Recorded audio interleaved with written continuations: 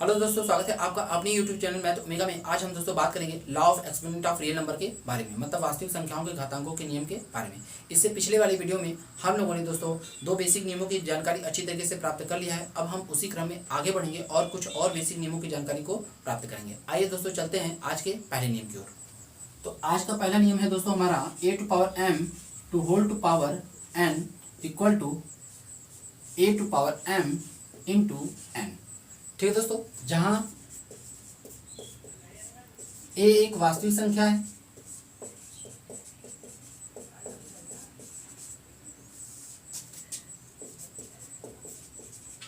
मतलब real number.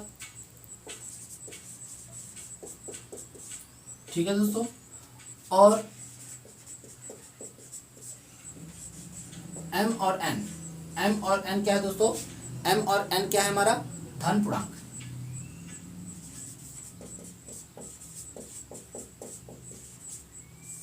मतलब positive integer.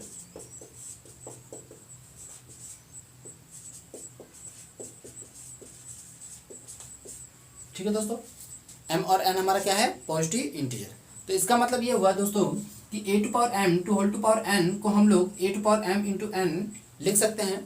ठीक है, जहां पर हमारा a जो है वो हमारा क्या है? एक वास्तविक संख्या है, मतलब रियल नंबर, और m और n जो है वो हमारा क्या है? धन पूर्णांक है। ठीक है, तो वास्तविक संख्याओं के बारे में अच्छी तरीके से जानकारी प्राप्त करने के लिए दोस्तों आप प्लेलिस्ट में नंबर सिस्टम वाले पार्ट को आप देखकर अपने कॉन्सेप्ट को क्लियर कर सकते हैं। आइए दोस्तों चलते हैं और समझते हैं कि इस नियम को हम लोग किस तरीके से प्राप्त करते हैं।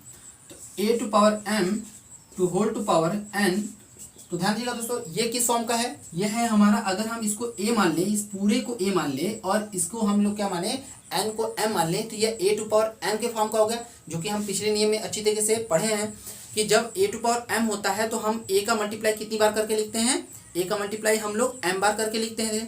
तो ठीक उसी प्रकार से अगर हम इस पूरे को a माने और ये पावर जो n है उसको हम लोग m माने, तो इसका मतलब ये हुआ कि a टू पावर m को हम लोग कितनी बार गुणा करके लिखेंगे? n बार। a टू पावर m को हम लोग कितनी बार गुणा करके लिखेंगे? n बार।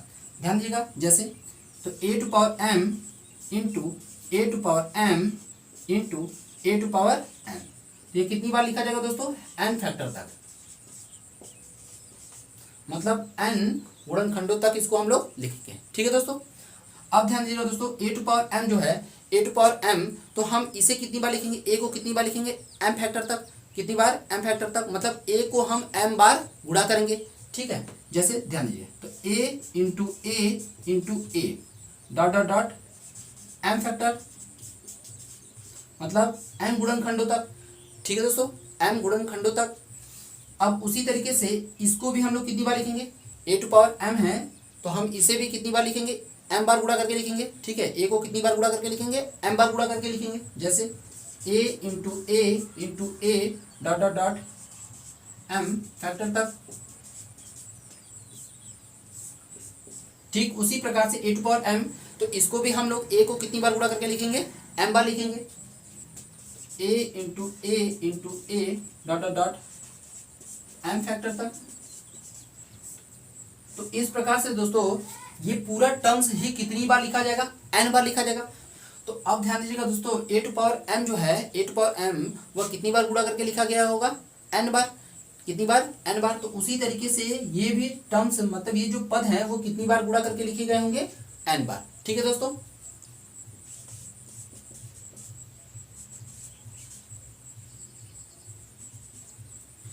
अब ध्यान देगा, अब हम एक एग्जाम्पल लेते हैं और उसकी सहायता से इस नियम को आसानी से समझने का प्रयास करेंगे। आइए देखते हैं। ध्यान दीजिएगा दोस्तों, 3 into 3 into 3 into 3 into 3 into 3 into 3 into 3।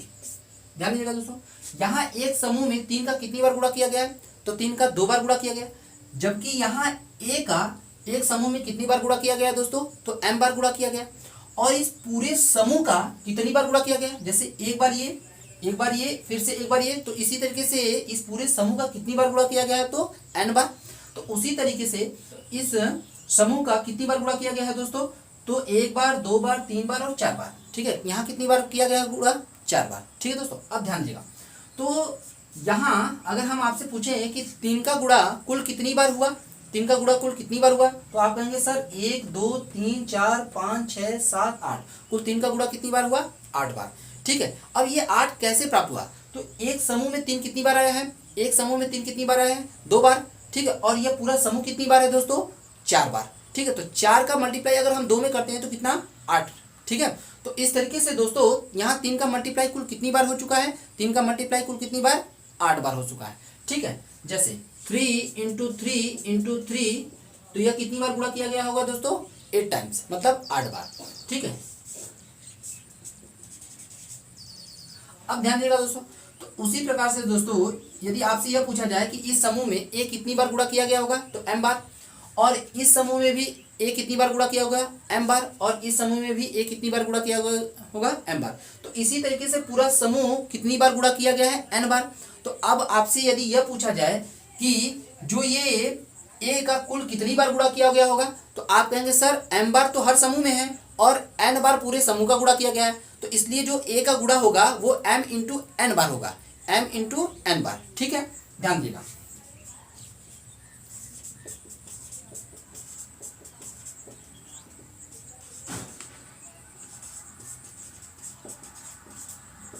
तो इस तरीके से ए का जो गुणा किया गया होगा कुल कितनी बार? m इंटू एन बार। तो जैसा कि हमने दोस्तों यहाँ देखा है कि एक समूह में 3 का कितनी बार गुणा था? 2 बार, और उस तरीके से पूरे समूह का कितनी बार गुणा था? 4 बार। तो इस तरीके से जो पूरे 3 का गुणा कितनी बार किया गया? तो 8 बार, क्योंकि एक समूह में 2 बार और पूरे समूह का कितनी बार? 4 बार। तो 2 और 4 का जब हम गुणा करते हैं तो इस तरीके से हमें प्राप्त हो जाता है कि एक कितनी बार पूरा गुणा करके लिखा गया होगा, मतलब 8 बार। ठीक है, तो सेम उसी तरीके से यहाँ भी जो एक समूह में जो ए का गुणा किया गया था वो कितनी बार? m बार, और इस वाले समूह में भी m बार। ठीक है, तो हर एक समूह में जो ए का गुणा किया गया था वो कितनी बार? m बार किया गया था, और ये पूरा समूह कितनी बार गुणा किया गया था? n बार। तो यदि हम आपसे यह पूछते हैं कि ए का गुणा कितनी बार कुल किया गया होगा, तो आप कहते हैं कि सर ए का गुणा कुल m इंटू एन बार किया गया होगा। ठीक है, उम्मीद है आपको ये समझ में आया होगा। अब हम आगे बढ़ते हैं और समझते हैं। तो इस तरीके से दोस्तों ए को कितनी बार गुणा करके लिखा गया है? यहाँ m इंटू एन बार। तो हम इसे कुछ इस तरीके से भी लिख सकते हैं, a to power m into n, जैसा कि हमने पीछे के नियमों में अच्छी तरीके से देखा है। ठीक है, तो अब हमें यह नियम प्राप्त हो चुका है कि a to power m to whole to power n equal to a to power m into n. ठीक है दोस्तों, तो आइए दोस्तों अब हम लोग इस नियम पर आधारित तो कुछ बेसिक एग्जांपल को समझते हैं। जैसे 5 to power 2 to whole to power 3, तो यह कुछ इस फॉर्म का है, a to power m to whole to power n, तो हम इसे लिखते हैं a to power m into n. इसे हम क्या लिखते हैं? A to power m into n. तो यहाँ भी कितना लिखा जाएगा दोस्तों? 5 टू पावर 2 इंटू 3, मतलब 5 टू पावर, अगर हम इन दोनों को मल्टीप्लाई करेंगे तो कितना प्राप्त हो जाएगा दोस्तों? 6। तो यहाँ हो जाएगा कितना? 5 टू पावर 6। ठीक है दोस्तों, यहाँ हमें कितना प्राप्त होगा? 5 टू पावर 6। अब ध्यान दीजिएगा, दूसरे एग्जाम्पल की अगर हम बात करें तो जैसे 3/2 to power 4 to whole to power 3, तो हम इसे कुछ इस तरीके से लिख सकते हैं, 3/2 to power 4 into 3।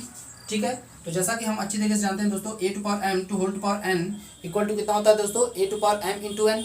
A to power कितना होता है? m into n. तो ठीक उसी प्रकार से 3/2 to power 4 to whole to power 3 को हम लोग क्या लिखेंगे दोस्तों? 3/2 टू पावर 4 इंटू 3। ठीक है दोस्तों, अगर हम इसे और सॉल्व करेंगे तो हमें कितना प्राप्त होगा? 3/2 टू पावर 4 और 3 का मल्टीप्लाई करेंगे तो कितना दोस्तों? 4 और 3 का मल्टीप्लाई करेंगे तो 12। ठीक है, तो इस प्रकार से दोस्तों हमने इस नियम को अच्छी तरीके से समझ लिया है और इस पर आधारित कुछ बेसिक एग्जाम्पल को भी हमने सॉल्व किया है। अब हम लोग दोस्तों मिलते हैं नेक्स्ट वीडियो में, और वहाँ हम लोग कुछ और नियमों के बारे में जानकारी प्राप्त करेंगे। ठीक है दोस्तों, आपको यह वीडियो कैसा लगा? कमेंट करें, शेयर करें, लाइक करें और चैनल को सब्सक्राइब करें।